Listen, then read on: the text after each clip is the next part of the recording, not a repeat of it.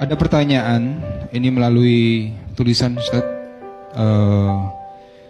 Pasangan ingin berpisah karena sulit berkomunikasi dan merasa tidak ada cinta lagi ke kita. Sementara kita sudah berusaha keras untuk berubah sesuai keinginannya, tapi tetap dianggap salah di matanya. Memang di awal pernikahan kita sadar kalau kita keras, dan saat ini kita menyesali itu. Tapi setelah kita mulai sadar, pasangan sudah mati rasa. Harus seberapa sabar mempertahankan perkawinan, Ustadz? Kita sangat mencintai dan khawatir tentang nasib anak jika berpisah.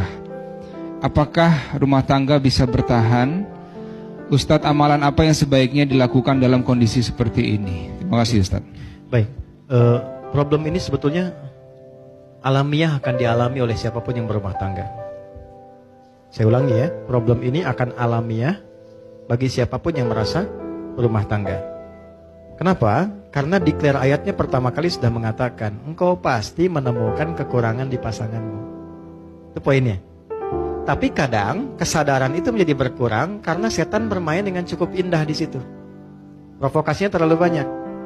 Apa yang pertama kali setan tanamkan pada pasangan ketika melihat pasangannya kurang baik terlihat adalah sikap putus asa.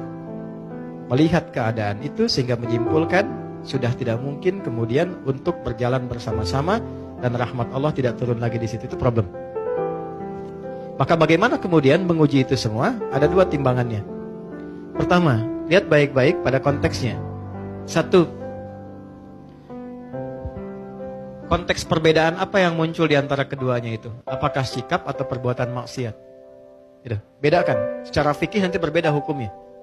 Misal, kalau sikapnya mengarah pada perbuatan maksiat, dia nggak mau sholat, sering mabuk, ya, sering mengonsumsi hal yang dilarang dan sebagainya, berpengaruh buruk pada anak, pada ini dan sebagainya, dan bisa membawa. Dan sudah berulang kali diingatkan, diminta, dibawa, sulit dan sebagainya. Ya, mau direhab dan sebagainya, sulit misalnya dan seterusnya. Nah, sementara pengaruh-pengaruhnya tetap kuat dalam kehidupan keluarga dan bisa menjauhkan. Yang paling utama adalah ya dari ketaatan kepada Allah Subhanahu wa taala. Maka muncul skema nanti. Dan cara skemanya Quran surah keempat ayat 34 sampai 35. Puncaknya nanti di Quran surah ke-65-nya dengan namanya langsung. Ayat 34 ayat 35 memberikan jalan keluar. 1. Dari komunikasi fa'idhuhunna. 2. Wahjuruhunna fil madaji, mengecek cintanya masih ada atau enggak. Pisah dulu, dari pisah tempat tidur, pisah ruangan, sampai yang satu dulu ke rumah ibunya atau ke bapaknya. Untuk ngecek ada kepedulian enggak? Tanya enggak? Ya kan? Masih peduli enggak? Dan seterusnya. Enggak ada sama sekali, tetap larut dalam perbuatannya. Masuk yang kedua, ayat 35. Fa in khiftum shiqaqa bainihima fab'athu hakaman min ahli wa hakaman min ahliha. Kalau enggak bisa sendirian menyelesaikan, maka cari ruang kepada pihak yang ketiga. Pertama paling dekat keluarga, wali dulu. Kalau nggak ketemu, yang disepakati oleh keduanya, yang dipercaya. Ustadz siapa, teman siapa, si fulan, yang memang pendapatnya bukan untuk dibagi, tapi memberikan kontribusi. Nggak ketemu di sini, masih belum berubah dari maksiatnya, naik ke sini puncaknya. Sudah dengan keluarga bertemu, nggak bisa berubah, nggak bisa apa, tetap jauh, tetap menjauhkan juga dari Allah, maka muncul yang terakhir, skema tolak. Ditolak pun ada tahapan, nggak bisa langsung tolak. Kasih pelajaran pertama, suami menolak. Kalau nggak mau, muncul khulu, istri mengajukan. Kalau istri mengajukan sifatnya fasakh, dipisahkan oleh hakim. Ya, dipisahkan ini nggak seperti talak yang biasa. Kalau yang biasa rujuk sekali memperbaiki. Itu rujuk itu jangan dipandang rujuk, nggak begitu. Ya, 3 kali suci itu diberi jeda supaya berpikir. Jadi spirit tolak awalnya bukan memisahkan, awalnya menyatukan. Sehingga diberi jeda. Coba 3 kali suci, berpikir enggak, berpikir enggak, berpikir enggak. Awalnya tolak itu turun untuk menyatukan, bukan memisahkan. Tapi ketika ini bengal tidak berubah, misalnya tetap dalam konteks maksiatnya, maka muncullah perpisahan.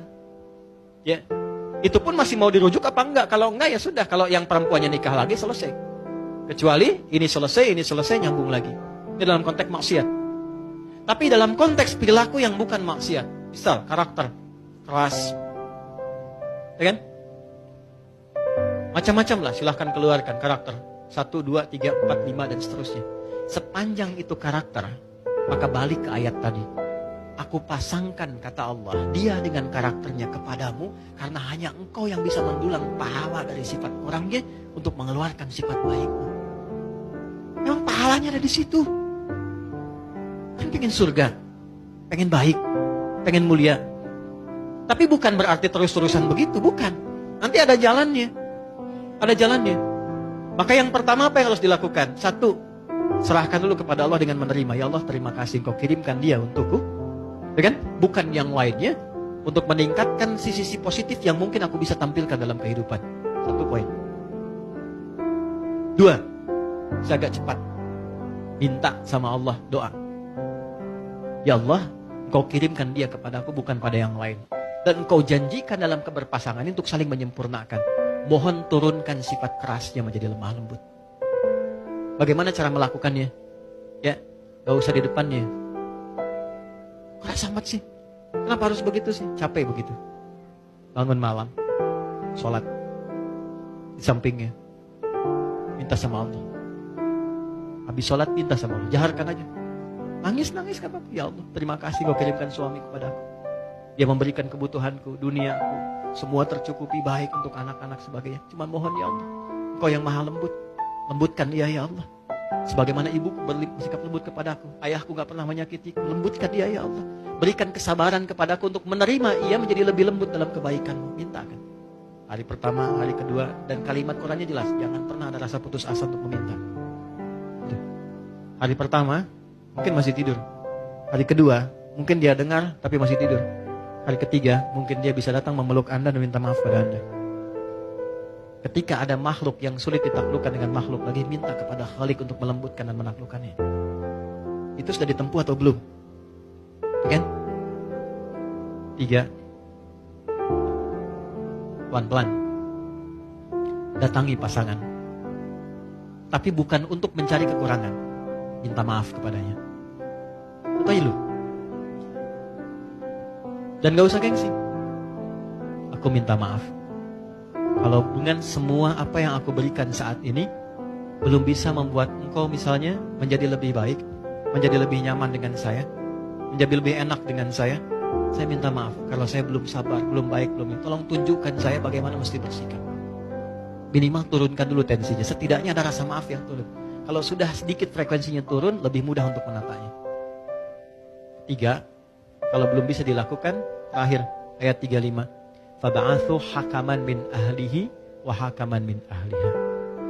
Cari orang bijak yang bisa didengar. Kalau 1 dan 2 sudah tidak bisa saling mendengar satu dengan yang lainnya, cari orang bijak untuk memberikan nasihat-nasihat terbaik. Selesai. Kalau berkenan keduanya berubah untuk kebaikan dengan seperti sifat yang disampaikan, coba rubah karena Allah, bukan sekedar karena anak. Kalau sudah karena Allah, maka yakin pasangan akan dihisap. Saya akan dihisap dengan istri saya. Bagaimana ketika Allah tanya? Kalau sudah semua karena Allah, Allah yang ringankan. Tapi kalau ditarik ke urusan dunia, jadi ukuran nantinya. Oh karena anak, ya udah kita pisah aja, nanti rawat anak secara terpisah. Munculnya ke situ.